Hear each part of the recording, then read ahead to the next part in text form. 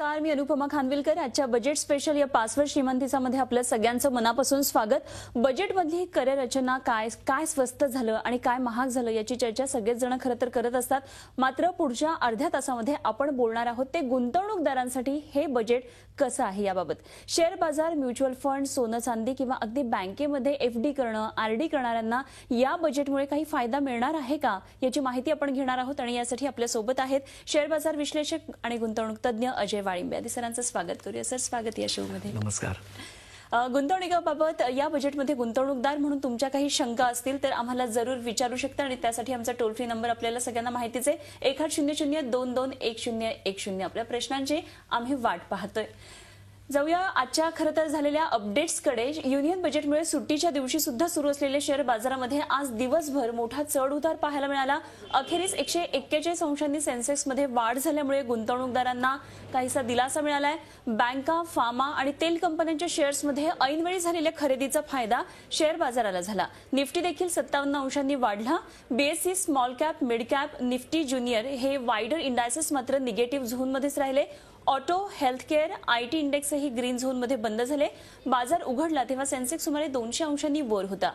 अरुण जेटलींचं बजेटचं भाषण सुरू झालं आणि बाजार सातत्यानं वर खाली होत राहिला. मात्र दिवस अखेर त्यामध्ये वाढ झाली. आपण बघतो सेन्सेक्सची 141.38 अंशांवर बंद झाला. निफ्टी 57.25.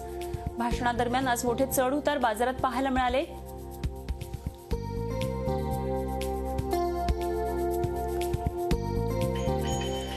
आज दिवसभरातल्या चढ उतारामध्ये पुरून उरलेले टॉप 5 गेनर्स पाहूया. आजचे टॉप 5 गेनर्स आहेत Axis bank, Sun Pharma, Tata Motors, ICICI bank आणि डॉक्टर रेड्डीज लॅब. सॅटरडे वर्किंगचे हे टॉप 5 गेनर्स आहेत. तर आपण टॉप लुझर्स बघूया.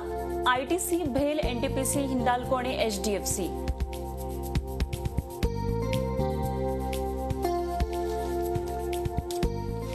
आणि एकंदरीतच गुंतवणूकदारांसाठी आजचं बजेट हे कसं आहे याविषयी आपण जाणून घेणार आहोत. आणि अजय वाळिंबे सर आपल्या बरोबर आहेत. चर्चेला सुरुवात करूया. तुमच्या प्रश्नांची आम्ही वाट पाहतोय. सगळ्यात आधी सर, एकंदरीतच बजेटचा रुख पाहता शेअर मार्केटमधले बेसिकली जे गुंतवणूकदार आहेत तर त्यांनी इथून पुढे त्यांची गुंतवणूक कशी ठेवावी, इन्व्हेस्टमेंट प्लॅन काही वेगळे करण्याची गरज आहे का काय? मी खरं सांगू का अनुपमा, नेहमी कसं असतं की बजेटवर गुंतवणूकदारांचे डोळे अगदी ठरलेले असतात की आता यावेळी काय होणार आणि त्याप्रमाणे मी गुंतवणूक कशी करू वगैरे वगैरे. पण हे नवीन सरकार आल्यापासून त्यांनी जी काही पावलं उचलायला सुरुवात केली आणि गुंतवणूकदारांचा कॉन्फिडन्स वाढवलाय, त्यामुळे बजेटकडनं कितीही अपेक्षा असल्या आणि बजेट कसंही असलं तरी माझ्या मते जे दीर्घकालीन गुंतवणूकदार आहेत त्यांनी गुंतवणूक सातत्याने चालू ठेवणं आवश्यक आहे. कारण माझ्या मते शेअर बाजाराचा रुख हा अजूनही तेजीकडे तसाच आहे. इरिस्पेक्टिव्ह ऑफ काही लोकांना हे बजेट चांगलं वाटलं नसेलही, पण माझ्या दृष्टिकोनातून जेव्हा तुम्हाला 5 वर्षाचा स्पॅन दिलेला असतो तेव्हा पहिल्या वर्षात जे काही शक्य आहे ते अरुण जेटलीने केलेलं आहे. त्यामुळे हे बजेट मी सांगेन की चांगलं बजेट आहे आणि गुंतवणूकदारांनी त्यांची दीर्घकालीन गुंतवणूक ज्यांना करायची आहे त्यांनी गुंतवणुकीचा चालू ठेवावी. अगदी सर, सेक्टर वाईज आपण काही आजच्या बजेटवरून काही सांगू शकतो का की कुठल्या सेक्टरमध्ये आपण शेअर मार्केटमध्ये गुंतवणूक केली तर? आजच्या बजेटवरनं असं नाही, पण मी म्हणजे त्याच्यावरून थोडा क्लू घेतोच, पण तरी सुद्धा मी एक दीर्घकालीन गुंतवणूक म्हणून आणि येत्या 5 वर्षात काय होऊ शकतं शेअर बाजारामध्ये सरकारची नवीन धोरणं बघितली तर अशा दृष्टिकोनातून मला काही सेक्टर खूप महत्वाचे आणि इंटरेस्टिंग अशासाठी वाटतात की ज्याच्यामध्ये अजूनही परदेशी थेट गुंतवणूक होऊ शकते आणि त्यामुळे त्या पर्टिक्युलर सेक्टरला चालना मिळू शकते. याच्यामध्ये मला असं वाटतं की हाऊसिंग फायनान्स कंपन्या, नंतर गृहासाठी म्हणजे जास्तीत जास्त घरं बांधावीत. म्हणजे आज तू ऐकलं असेल की अरुण जेटलीने सांगितलं की अमृत महोत्सवी वर्षात प्रत्येकाकडे घर असेल अशी सरकारची योजना आहे. त्यामुळे जास्तीत जास्त लो कॉस्ट हाऊसिंग असं ज्याला आपण म्हणता येईल अशा टाईपच्या घरांसाठी जास्त उठाव असेल. त्यामुळे गृहबांधणी, गृह कर्ज वितरण अशा कंपन्या, त्याखेरीज FMCG हा तर माझा एव्हरग्रीन सेक्टर आहे.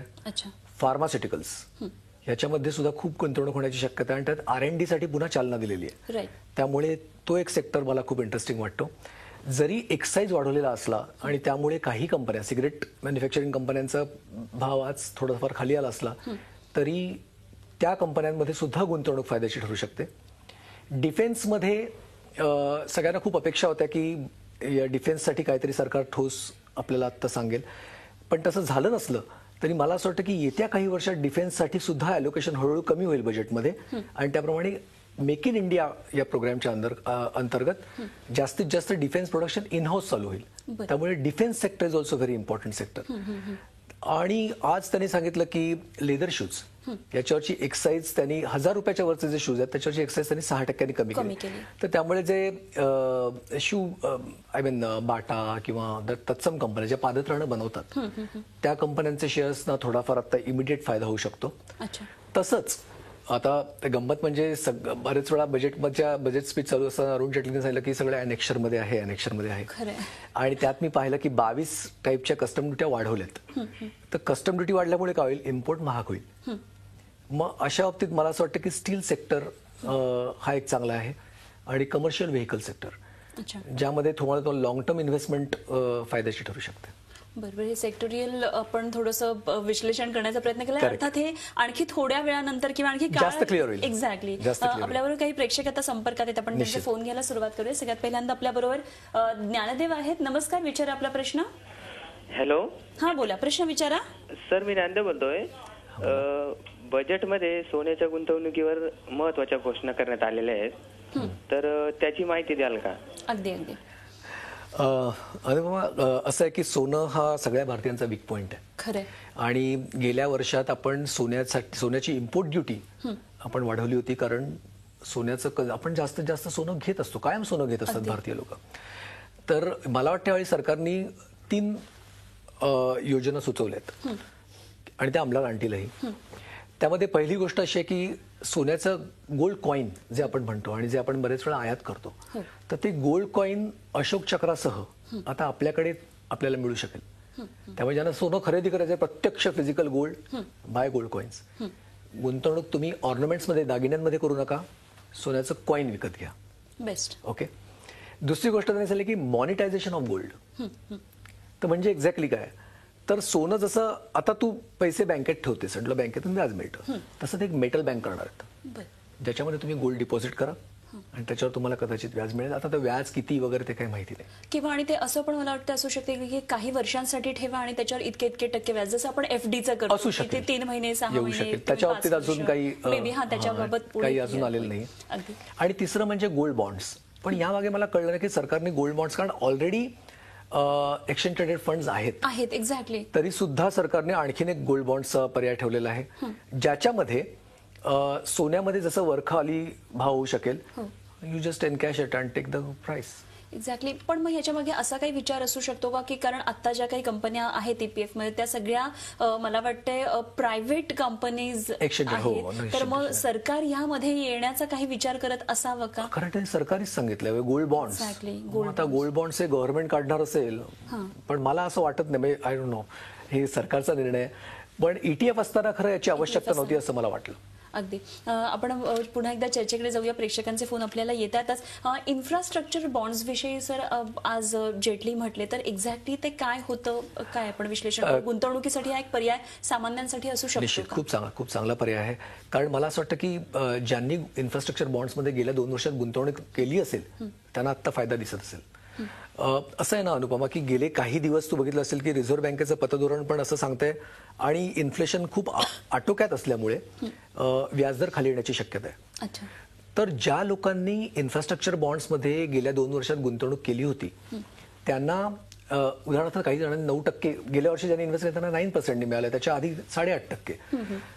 आताचा व्याजदर हा कमी आहे, त्यामुळे त्यांनी केलेली जी इन्व्हेस्टमेंट आहे त्याचं ट्रेडिंग जे होतंय बॉन्ड्स, म्हणजे समजा तू ₹1000 टाकले असतील गेल्या वर्षी, तर त्याचा आत्ता भाव 1050 किंवा 1100 एवढा रुपये, म्हणजे तुला व्याज तर मिळतच आहे प्लस कॅपिटल गेन. बरोबर. आणि पुन्हा हे व्याज करमुक्त आहे. ओके. त्यामुळे इन्फ्रास्ट्रक्चर बॉन्ड याचा दुहेरी फायदा होणार आहे सरकारला. एक तर इन्फ्रास्ट्रक्चर कंपन्यांना जे फंड्स पाहिजेत ते मिळू शकतील, आणि तुझ्या माझ्यासारखे जे सामान्य गुंतवणूकदार आहेत, जे करदाते आहेत, त्यांना इन्फ्रास्ट्रक्चर बॉन्डमध्ये गुंतवणूक केल्यामुळे ते टॅक्स फ्री इन्कम होणार.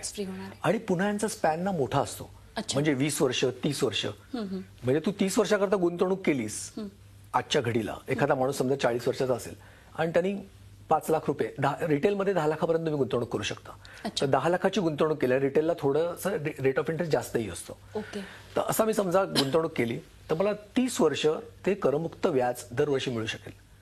आणि उतरणारे व्याजदर बघता ही गुंतवणूक फायद्याची ठरेल असं मला नक्की वाटतं. बजेट सादर झालेलं आहे आणि बजेट नंतर गुंतवणूकदारांकडे नेमके काय काय पर्याय आता खुले झालेले आहेत यावर आपण चर्चा करतात. अजय वाळिंबे सर नेहमीसारखेच आपल्या बरोबर आहेत. अनेक प्रेक्षकांचे फोन यायला लागलेले आहेत. पुढचा आपल्याकडे फोन येतोय यशवंत यांचा अहमदनगरवरून. नमस्कार यशवंत, विचारा आपला प्रश्न.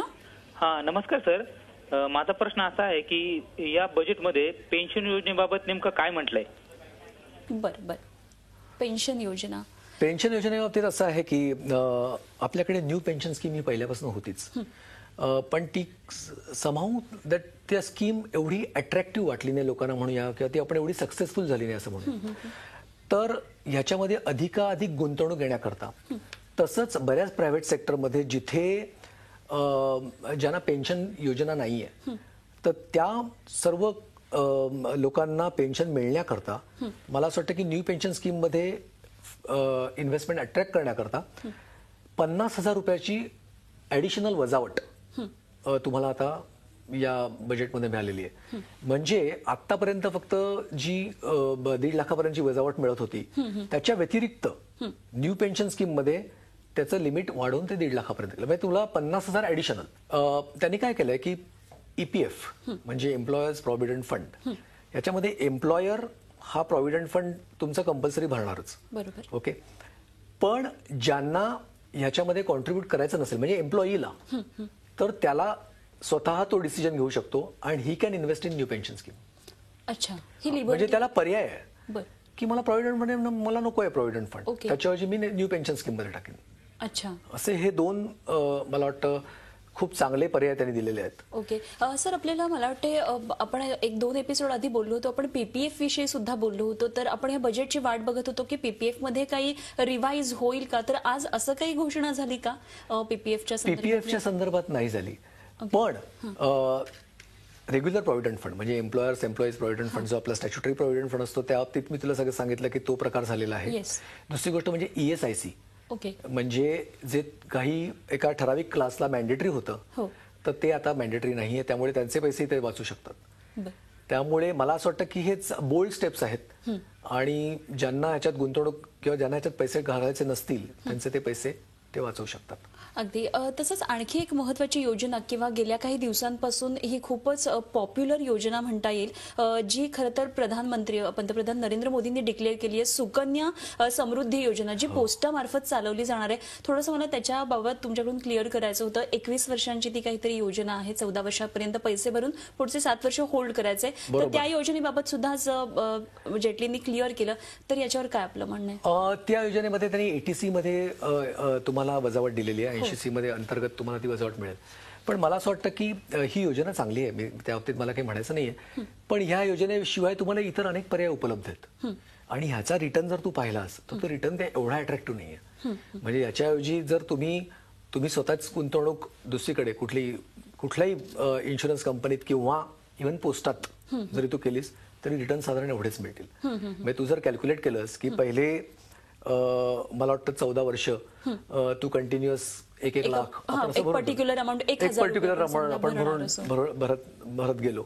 14 वर्ष तू काढू शकत नाहीस. मॅन्डेटरी तुला जेवढे पहिल्या वर्षी भरले तेवढे दुसऱ्या वर्षी भरायला पाहिजेत. असे आपण जर भरणार नंतर तू 7 वर्ष ते तसेच होल्ड राहणार. म्हणजे टोटल 21 वर्ष होतात आणि 21 वर्षानंतर मग तुला ते लमसम अमाऊंट देतात. अशा प्रकारच्या आधी पण अनेक योजना येऊन गेल्या आणि युलिप्सच्या पण अशा योजना येऊन गेल्या. त्यामुळे मला स्वतःला जर विचारशील तर ती एवढी अट्रॅक्टिव्ह स्कीम नाहीये. पण तरी सुद्धा म्हणजे ज्यांनाही गुंतवणूक करायची ती स्कीम वाईटही नाहीये. डिसिजन. बजेट सादर झालेलं आहे, गुंतवणूकदारांचा आता मूव्ह कसा असावा, काही पर्याय आपल्याकडे आता आणखी उपलब्ध झालेत का, याविषयी आपण चर्चा करतो. आणि अजय वाळिंबे सर आपल्या बरोबर आहेत. पुन्हा एकदा चर्चेकडे जाऊया. सर खरं तर आजच्या बजेटवर आपण अनेक पद्धतीने चर्चा करतोय, गुंतवणूकदारांसाठी आपण अनेक पर्यायांवर चर्चा केली. मात्र सर्वसामान्य लोकांसाठी किंवा नोकरदार वर्गासाठी, आम आदमीसाठी तुम्हाला हे बजेट कसं वाटलं? मी खरं सांगू का, पहिल्यांदा मी जेव्हा बजेट ऐकत होतो मी थोडासा निराश झालो, कारण आपल्या अपेक्षा खूप होत्या. आपल्याला काय वाटलं होतं की आपल्या जर 2.5 लाखाची जी मर्यादा आहे ती थोडी वाढेल, म्हणजे मला इन्कम टॅक्स एक्झम्पशन जास्त मिळेल. किंवा आपण जसं 2 प्रोग्राममध्ये बोललो होतो की सेव्हिंग रेट वाढवण्याकरता ते आपले वजावटाचे 1.5 लाखाचं 2 लाख होईल, पण तसं काही झालं नाही. त्यामुळे थोडं मला सुरुवातीला वाटलं, पण नंतर तू पाहिलंस तर अप्रत्यक्षरित्या मला असं वाटतं थोडंफार काहीतरी सरकारने द्यायचा प्रयत्न केलेला आहे. अच्छा उदाहरणार्थ ट्रान्सपोर्ट अलाउन्स जो 800 रुपये होता तो 1600 केला. अच्छा दुसरी गोष्ट म्हणजे त्यांनी मेडिक्लेमची वजावट आहे ती 80 CCD मध्ये आपल्याला आतापर्यंत 15,000 वजावट मिळत होती, ती त्यांनी वाढवून 25,000 केली. तसंच जे सिनियर सिटीजन आहेत त्यांच्याकरता जे सरकारी पेन्शन योजना आहे त्या योजनेत तुम्हाला जर म्हणजे पेन्शन घ्यायचं असेल त्याच्यावरचा सर्व्हिस टॅक्स त्यांनी काढून टाकलाय. म्हणजे आता जी वरिष्ठ पेन्शन योजना होती त्यामध्ये 6,66,000 भरले तर दर महिना 5,000 रुपयाला तुम्हाला 5,000 रुपये पेन्शन मिळणार, अशी ती योजना आहे. तर 6,66,000चं 10% सर्व्हिस टॅक्स जर पकडला तर साधारण 66-70,000 रुपयापर्यंत जातो. तो आता सर्व्हिस टॅक्स वाचेल यापुढे, आणि just CS to invest 6 lakh he will get the pension.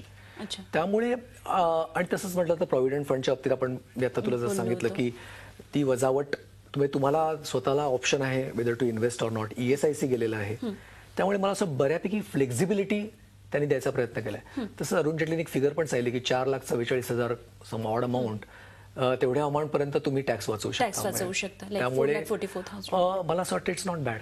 अगदी अगदी म्हणजे सर्वसामान्यांसाठी थोडंसं आपण दिलासादायक आहे असं म्हणूया. फार काही लोकप्रिय घोषणा नसतील केल्या, मात्र प्रॅक्टिकल बजेट आहे असं म्हणायला निश्चितच लॉंग टर्म साठी जसं आपण म्हटलं की हे नक्कीच चांगलं बजेट आहे. अगदी सर, खूप खूप धन्यवाद तुम्ही आलात याबद्दल. आणि यानंतर आपण इथेच थांबतोय 5 वर्षी श्रीमंतीचा या विशेष कार्यक्रमामध्ये. पाहत रहा झी 24 तास आणि रहा एक पाऊल पुढे.